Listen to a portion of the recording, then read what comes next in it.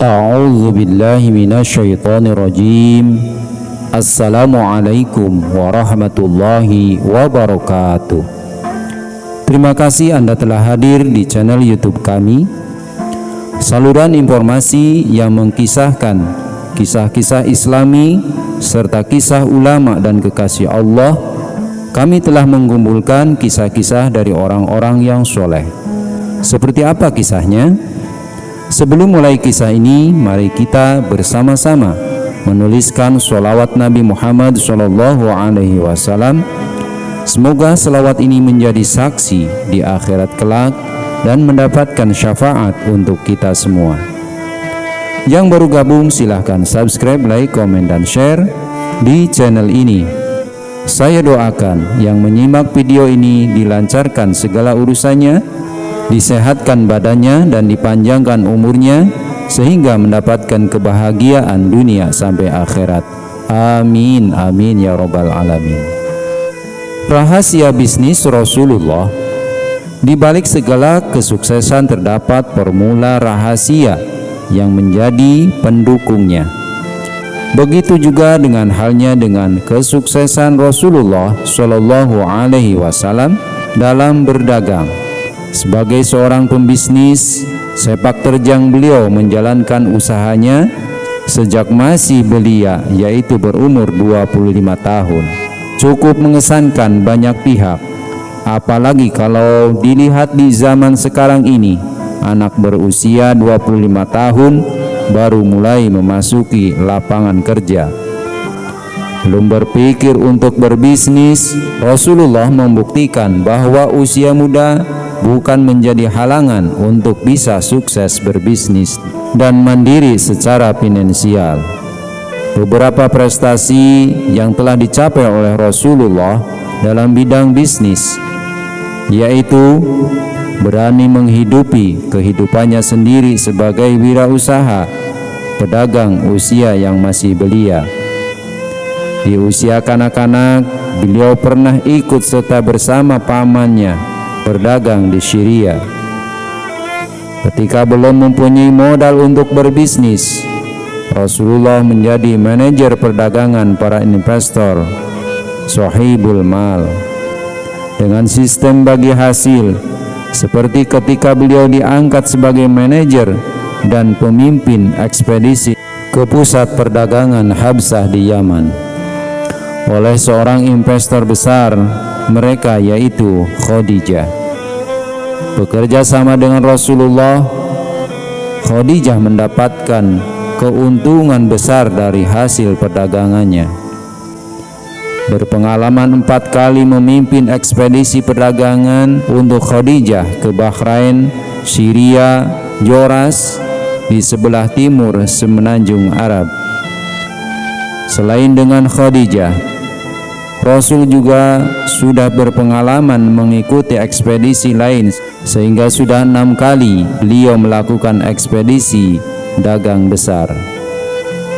Nabi Muhammad merupakan pembisnis besar yang terkenal di Yaman, Syria, Basrah, Yordania, dan Irak, hingga kota-kota perdagangan lain di Jazirah Arab.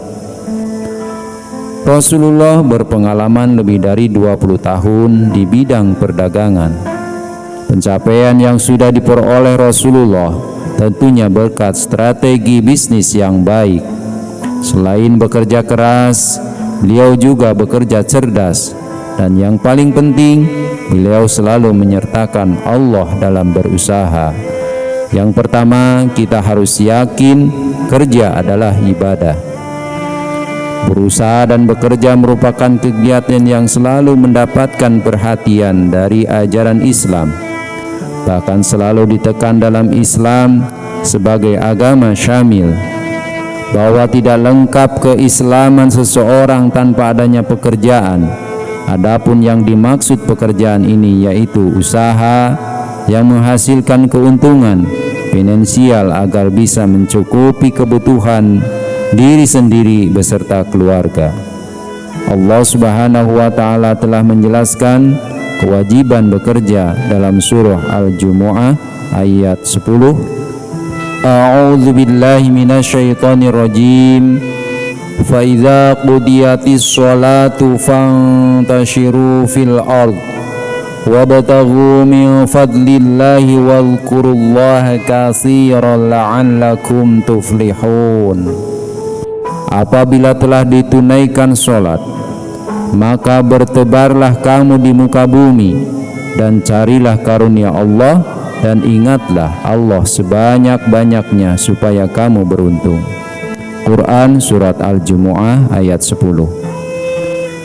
Selain itu, Allah juga menyebutkan anjuran berdagang menurut Islam dalam Al-Quran Surat Al-Baqarah ayat 275, yakni padahal Allah telah menghalalkan jual beli dan mengharamkan riba. Quran Surat Al-Baqarah ayat 275. Sementara itu, Rasulullah pun pernah ditanya oleh sahabat beliau, "Pekerjaan apa yang paling baik wahai Rasulullah?" Kemudian Rasulullah menjawab, "Seorang bekerja dengan tangannya sendiri dan setiap jual beli yang bersih." Dari kisah tersebut telah membuktikan bahwa pentingnya bekerja keras. Rasulullah pun bersabda, "Sungguh seandainya salah seorang di antara kalian mengambil beberapa utas tali, kemudian pergi ke gunung, kemudian kembali memikul seikat kayu bakar dan menjualnya. Kemudian dengan hasil itu Allah mencukupkan kebutuhan hidupmu. Itu lebih baik daripada meminta-minta kepada sesama manusia, baik mereka memberi maupun tidak." Berdasarkan ayat dalam Al-Quran dan hadis tersebut, terlihat bahwa Islam mewajibkan umatnya untuk bekerja. Karena hukumnya wajib, maka apabila dilakukan dapat bernilai ibadah dan dapat mendatangkan pahala. Sementara apabila ditinggalkan bisa mendatangkan murka dari Allah Subhanahu wa Ta'ala. Bisa dikatakan bahwa pekerjaan kita adalah bentuk ibadah dan iman kepada Allah Subhanahu wa Ta'ala. Cara mengumpulkan rezeki pun harus sesuai tuntunan yang ada dalam agama Islam. Semua harus dilakukan dengan cara yang jujur, sesuai tuntunan Allah, dan bersumber dari suatu yang halal. Karena kelak di akhirat, semua yang kita peroleh akan diminta pertanggungjawabannya di hadapan Allah Subhanahu wa Ta'ala. Yang kedua, kita mencari ridho Allah. Sebenarnya apa yang menjadi niat kita menjalankan sebuah bisnis? Apakah hanya ingin menambah penghasilan semata dan mendapatkan uang sebanyak-banyaknya? Mungkinkah bisnis yang akan dibangun ingin mencari ridho Allah Subhanahu wa Ta'ala, seperti halnya yang dilakukan oleh Rasulullah? Seperti yang sudah kita ketahui bersama, Nabi Muhammad SAW berdagang dengan cara yang tidak biasa. Bahkan di zaman sekarang, mencari pedagang yang memiliki sifat seperti Rasulullah sepertinya sukar sekali. Beliau berdagang dengan cara yang jujur. Di saat menawarkan barang dagangannya, beliau jujur mengatakan harga barang tersebut saat dibeli. Setelah itu beliau menawarkan pembeli untuk menawar harga yang lebih tinggi untuk mendapatkan keuntungan. Secara selintas, cara dagang beliau tidak akan bisa mendatangkan keuntungan yang banyak, bukan? Namun nyatanya Rasulullah memiliki kekayaan yang tidak sedikit. Buktinya saat meminang Siti Khadijah, beliau memberi mahar 20 ekor unta. Jika dihitung satu unta harganya 20 juta, maka mahar untuk Khadijah sekitar 400 juta. Jumlah yang tidak sedikit, bukan? Intinya, bisnis Rasulullah bisa sukses itu karena selalu dekat dengan Allah Subhanahu wa Ta'ala. Dalam hati tertanam iman yang kuat dan pantang menyerah. Dalam perjalanan bisnisnya selalu menyambungkan hati agar selalu mengingat Allah Subhanahu wa Ta'ala di setiap waktu. Yang ketiga, spiritualisasi dalam bisnis. Di saat menjalankan bisnis, Rasulullah tidak hanya berpikir secara logika, tetapi juga menerapkan banyak amalan ibadah dalam setiap langkahnya. Rasulullah yakin apabila manusia memang harus berusaha, tetapi hasilnya tetap ditentukan Allah. Berikut ini amalan-amalan Rasulullah yang mengiringi beliau menjalankan sebuah bisnis. Yang pertama, mengawali dengan basmalah dan mengakhiri dengan hamdalah. Mengucapkan bismillah sangat dianjurkan ketika hendak memulai melakukan sesuatu. Ketika kita mengucapkan bismillah, berarti kita telah mengalihkan kemampuan yang ada pada diri kita kepada kemampuan Allah. Beberapa semua yang kita kerjakan mendapat ridho Allah dan diberi kemudahan serta kelancaran. Demikian pula ketika kita telah selesai beraktivitas, hendaknya mengucapkan Alhamdulillah. Hal tersebut merupakan rasa syukur kita karena telah menyelesaikan sesuatu, bersyukur karena sudah diberi kemudahan dan kelancaran di saat melakukannya. Dan jika kalian manusia mau bersyukur atas nikmat yang telah Engkau berikan kepada kalian, maka niscaya aku akan menambah nikmat yang telah aku berikan kepada kalian. Dan jika kalian kufur, tidak mau bersyukur, maka ketahuilah niscaya siksaku itu pedih. Quran Surat Ibrahim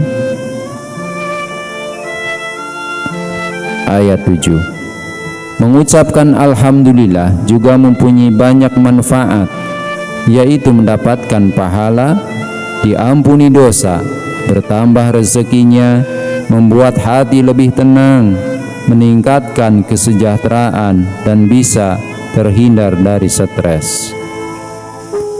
Yang kedua, pembisnis harus rajin sedekah. Rasulullah selalu mencontohkan rajin bersedekah. Tidak perlu menunggu jadi orang kaya untuk bersedekah. Juga tidak perlu menunggu harta kita mencapai nisabnya. Lakukan sedekah dengan rutin. Melalui amalan sedekah ini, Allah akan menjauhkan kita dari kerugian dan hal yang buruk. Allah juga berjanji untuk melipat gandakan harta yang sudah disedekahkan. Semakin sering dan banyak kita bersedekah, maka Allah semakin mencintai kita. Tidak perlu ragu untuk bersedekah, karena Allah akan menggantinya dengan yang lebih banyak.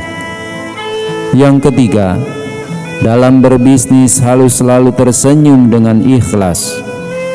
Senyum merupakan bagian dari sedekah.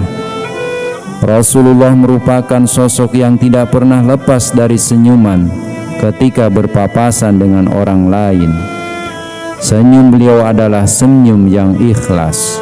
Menurut sebuah riwayat, ketika Rasulullah tersenyum, bibir beliau selalu tertarik ke kanan dan ke kiri masing-masing 1 senti. Giginya hanya tampak sedikit.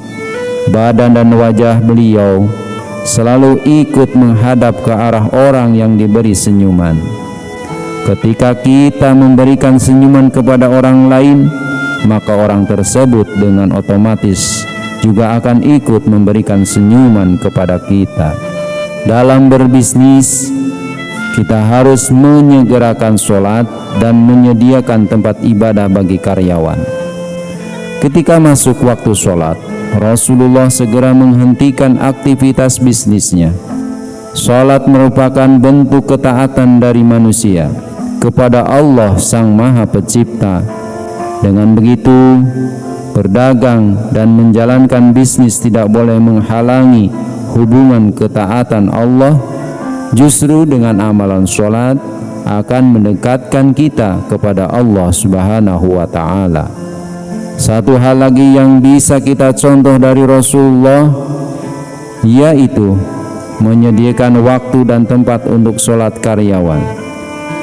Supaya lebih berkah, sebaiknya disediakan tempat sholat yang bersih, lengkap dengan alat sholatnya untuk digunakan oleh karyawan. Yang kelima, sebagai seorang pembisnis, mengerjakan sholat duha. Selain menunaikan sholat wajib yang 5 waktu dalam sehari, Rasulullah nyaris tidak pernah meninggalkan sholat duha.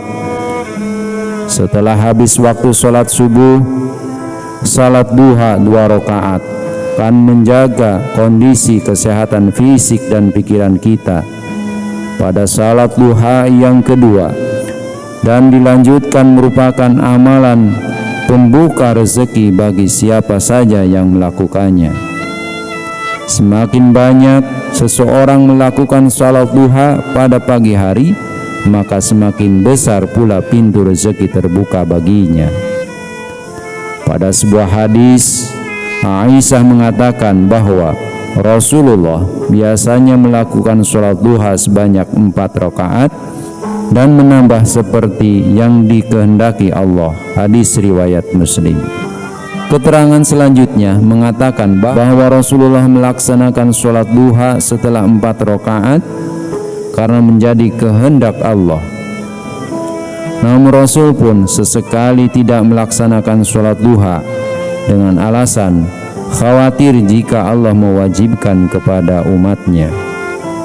Aku tidak melihat Rasulullah dengan tetap melaksanakan sholat duha, namun sungguh aku melakukannya dengan tetap. Hadis riwayat Muslim.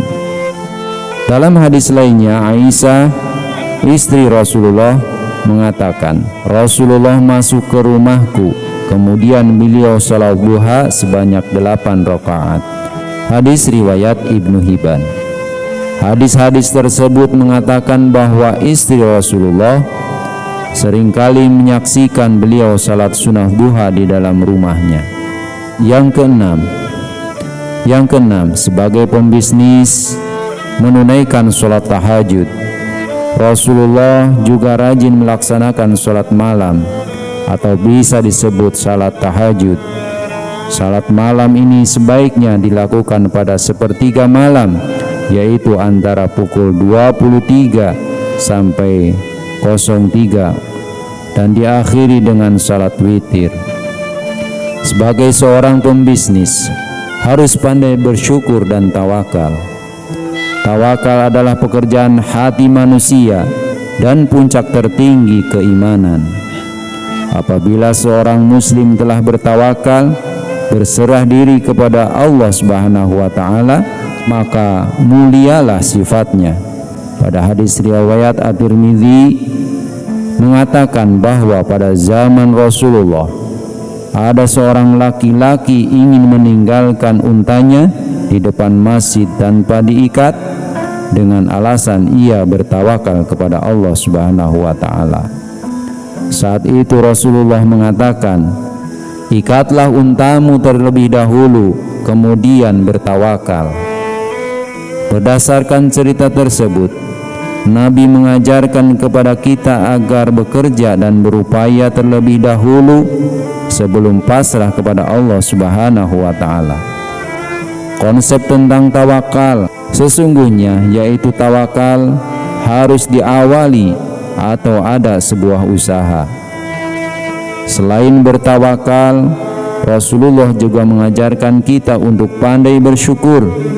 Bersyukur dengan hati, yaitu menyadari sepenuhnya bahwa segala nikmat dan rezeki yang diperoleh merupakan karunia dari Allah Subhanahu wa taala.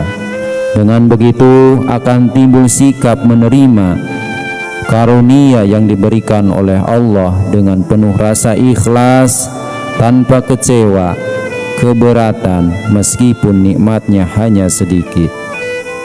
Seperti yang telah kita ketahui bersama bahwa Rasulullah SAW merupakan hamba yang dijamin masuk ke dalam surga. Suatu ketika istri beliau yaitu Aisyah bertanya kepada suaminya yang selalu mengerjakan sholat tahajud sepanjang malam. Bahkan diceritakan kondisi kaki Nabi Muhammad yang bengkak lantaran sholat panjangnya. Ya Rasulullah, bukankah Allah Subhanahu wa Ta'ala telah mengampuni dosamu yang terdahulu dan yang akan datang? Ujar Aisyah. Dalam kisah tersebut, Aisyah mengisyaratkan pertanyaan, mengapa Rasulullah Shallallahu Alaihi Wasallam bersusah-susah ibadah, padahal sudah dijamin masuk surga oleh Allah. Seluruh kesalahan beliau, jikapun ada, sudah diampuni oleh Allah. Nabi Muhammad merupakan makhluk yang paling mulia di muka bumi. Lalu mengapa beliau merepotkan diri ibadah sepanjang malam? Bukankah lebih elok jika aku menjadi hamba yang bersyukur? Jawab Rasulullah. Hadis riwayat Bukhari. Dari pernyataan Rasulullah, kita umatnya diberi contoh bahwa hakikat ibadah bukanlah sebatas ibadah pembersih diri dari dosa. Ibadah adalah luapan rasa syukur kepada Allah. Sebenarnya banyak hal-hal yang harus disyukuri oleh seorang hamba. Dari biasanya nikmat yang diberikan Allah akan terasa nilainya ketika Allah Subhanahu wa Ta'ala telah mencabutnya. Oleh karena itu, sebelum Allah mengambil nikmat itu, syukurilah keberadaannya.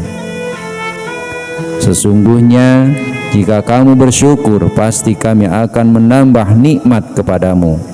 Dan jika kamu mengingkari nikmatku, maka sesungguhnya azabku sangat pedih. Quran Surat Ibrahim ayat 7. Tidak hanya tekun dan khusyuk melakukan sholat malam, Rasulullah juga sangat tekun puasa, zikir, dan sangat dermawan kepada orang lain. Posisinya yang sangat istimewa tidak membuat beliau bermalas-malas untuk beribadah. Semua itu beliau lakukan sebagai sarana bersyukur kepada Allah Subhanahu wa Ta'ala. Begitu cara Rasulullah bersyukur atas semua kenikmatan yang telah diberikan Allah, bukan hanya sekedar lisan, tetapi beliau melakukannya dengan tindakan, yaitu beribadah dengan tekun dan khusyuk. Wallahu a'lam bishawab. Wassalamualaikum warahmatullahi wabarakatuh.